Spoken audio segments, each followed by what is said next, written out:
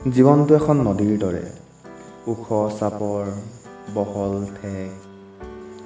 এই জীৱনতে তুমি এনে কিছুমান মানুহ লগ পাবা যিয়ে তোমাক অনুভৱ কৰাব যে তেওঁৰ সমান ভাল পোৱা আৰু কোনো নাই।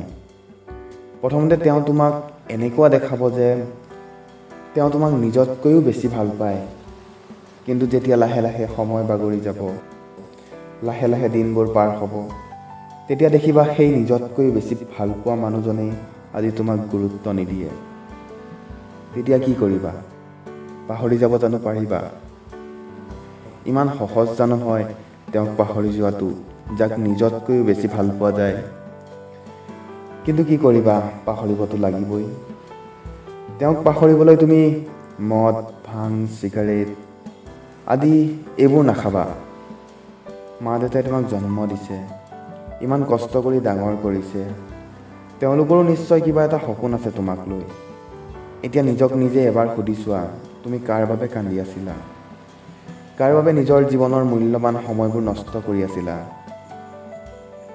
যদি বুজি নোপোৱা তেন্তে যোৱা সেই আঁতৰি যোৱা জনকেই চোৱা। তেওঁ জানো তোমাক মনত পেলাই অলপ হ'লেও দুখত আছে? নাই, কেতিয়াও নাই। তুমিও সুখী হোৱা। এতিয়া নক'বা যে তুমি নিস্বাৰ্থভাৱে ভাল পোৱা, তুমি মহান প্ৰেমিক। এই নিস্বাৰ্থ ভাল পোৱা বুলি একো নাই, তুমিও স্বাৰ্থতে ভাল পাইছিলা। এতিয়া হয়তো ভাবিছা চাগৈ কি স্বাৰ্থ? তেওঁ যে তোমাক চিৰদিন ভাল পাব ভাবিয়ে তুমি জানো ভাল পোৱা নাছিলা? তাই ভাল নাপাওঁ বুলি কোৱা হ'লে তুমি জানো ভাল পালা হয়? আজি তুমি যিমান দুখত থাকিবা তেওঁ সিমানেই সুখী হ'ব। তুমি যদি সুখেৰে থাকা, তেওঁক এইটো অনুভৱ কৰাই দিব পাৰা যে তেওঁ থাকক বা নাথাকক তোমাৰ একো আহে নাযায়।